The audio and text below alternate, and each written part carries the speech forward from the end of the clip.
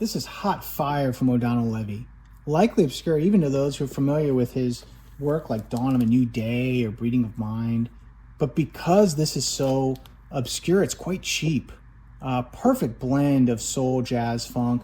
Very familiar to those Mizzle Brother albums, right? The dynamic duo behind Bobby Humphrey and Donald Byrd in the 70s. So if you like these records, this one is just a certified banger. And are you surprised with this cover? I mean, come on.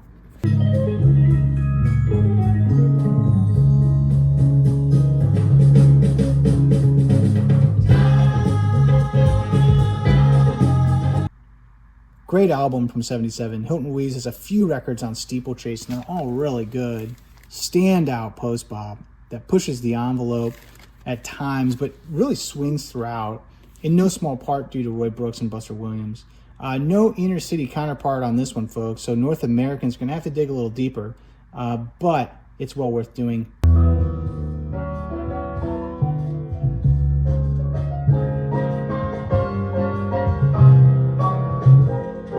Great later record from Kenny Burrell, whose Blue Note titles are so sought after and make great tone poets.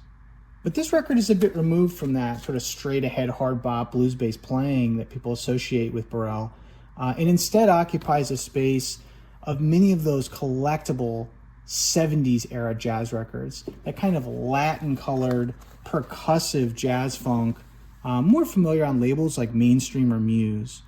Burrell, he was not a fusion guy, but on this he sort of surrounds himself with those players and lets them cook, and the result is a pretty cool record. At times even maybe a little spiritual, right? With that sort of loose textural moments and electric keys. Anyway, very, very cheap, easy to find. Check this out.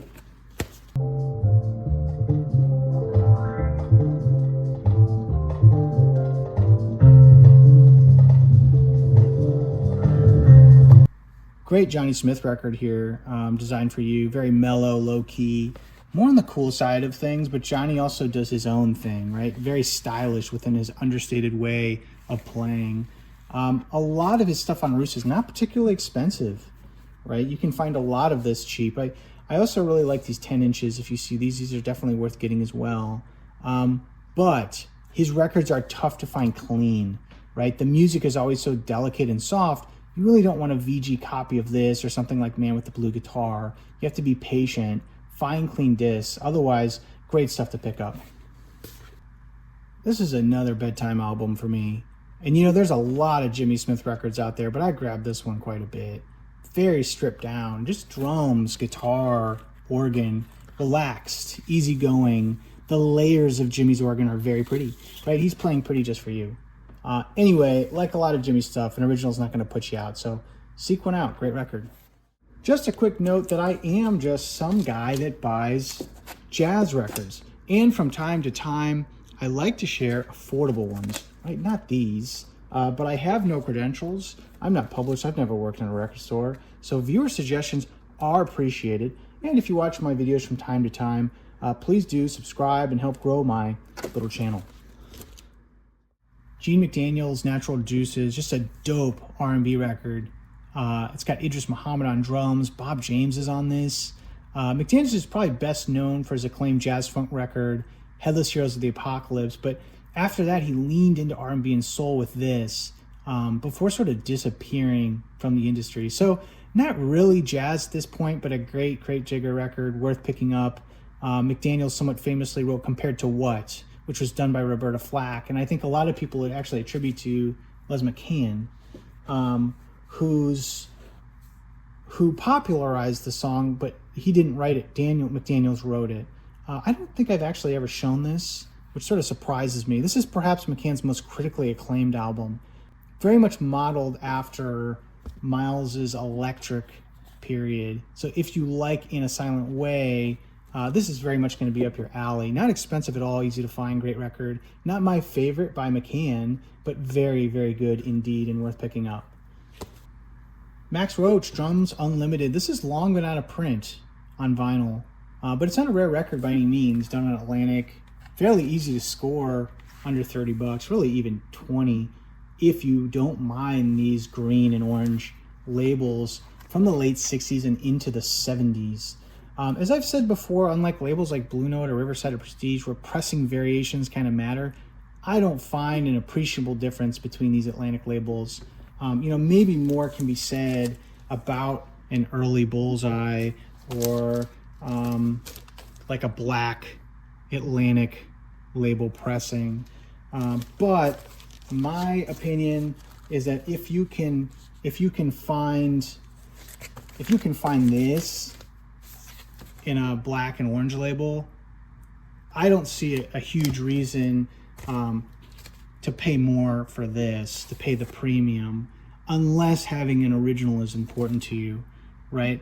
I think contrary to what some websites say, with Atlantic, you just don't have the same fairy dust as labels like Blue Note or Contemporary with Roy Dunan, and they're just, it's not the same. Anyway, this is effectively late stage hard bop with an interesting twist.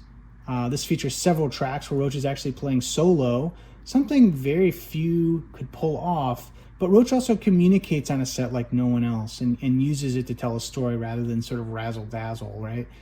So a unique record that I think belongs in any jazz collection, so check it out.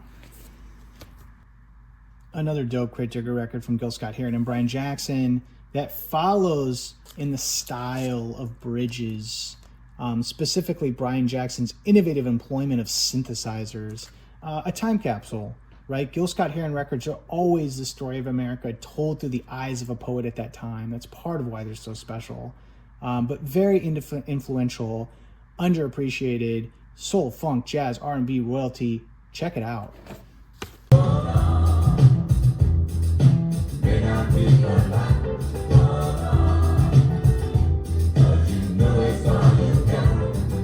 Gary Burton, Times Square. Gary Burton has a really distinct sound, and I think that's much harder to do on the vibraphone than it is on other instruments like piano and drums or horns. And I think many of the most successful vibe players were able to cultivate a very recognizable voice, right? Milt Jackson famously is able to do this. Roy Ayers, you can always tell when Roy's playing. Also, this is such a good album. This isn't cheap at all, but it can be scored under $100. And it's definitely worth picking up. I think it was reissued recently. It's been out of print forever, but so good. Anyway, this is a nice title on ECM. Perhaps a little more conventional than you might expect from the label, but that's not necessarily a bad thing. Roy Haynes is also on this in excellent form. Check it out, good record. The Great Jazz Trio at the Village Vanguard. I've actually been waiting to find a copy of this in the wild for years, and people have mentioned this in the comments as well. It wasn't until I took a trip to Japan that I kind of came across this, which makes sense because it was originally released on this Japanese label, East Wind. But it's a superb bop set, masterfully recorded from a live session at the Village Vanguard. They do a song Favors, just otherworldly post-bop. But I really like everything on this. They have a 12-minute version of Coltrane's Naima. That's awesome. I've never had to say that out loud. I think it's pronounced Naima. Anyway, true ensemble cast where everyone is sort of playing next level. But I think Tony Williams gets the Spirit Award. He's so good, and this is recorded so well. So check this out.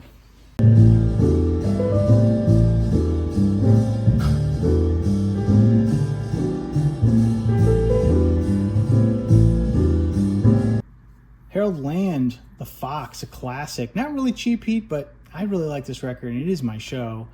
You can find a lot of these great contemporary records reissued in the 70s. And by contemporary, I'm talking about the label, right? I find these are always really high quality. They're affordable.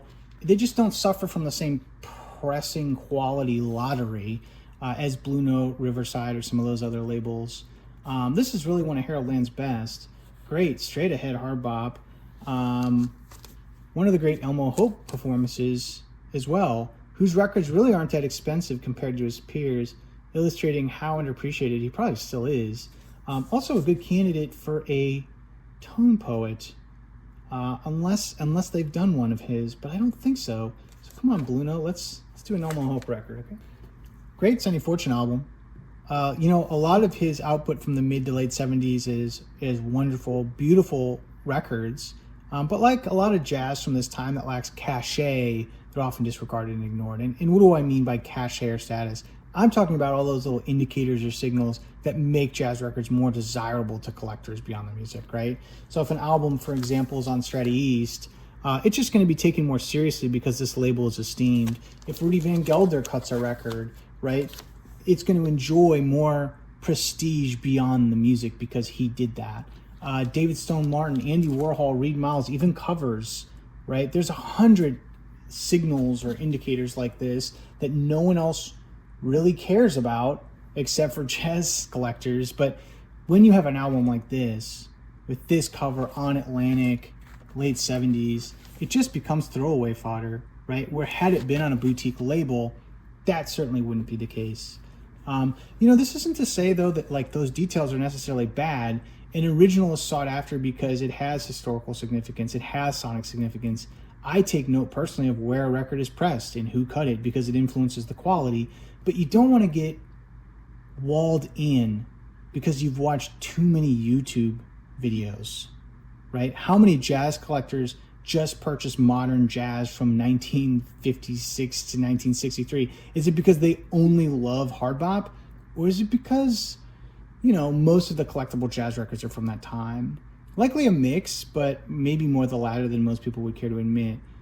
So anyway, try to keep in mind that this stuff is auxiliary, it is enhancing, it is collector stuff, even when I talk about it. And if you're going to look for something, look at the players. Look, this has Sonny Fortune, Kenny Barron, Woody Shaw, Jack DeJohnette's on this. I mean, that's going to tell you more than like engineering nuances, like the composite formula of the new 826 Super Vinyl or whatever stuff people are talking about. Anyway, great record.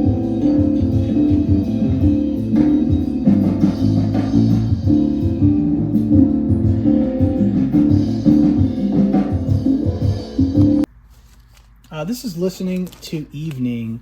I bought this actually because the outer sleeve said this guy, Alladudin Mathieu was one of Coltrane's biggest influences. And I love John Coltrane, right? So why wouldn't I get this? But, come to find out that's not true. I don't think there's really a connection. I just think the record store owner wrote this on the outer sleeve to sell a record that would otherwise be really hard to sell, which I actually think is pretty funny.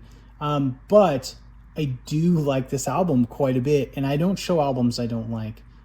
Great neoclassical jazz, beautiful compositions. I've been spinning this a lot, so if you come across this weird record with the bird on it, check it out. Anyway, that's all I got for this week, folks. Until next time, see you later.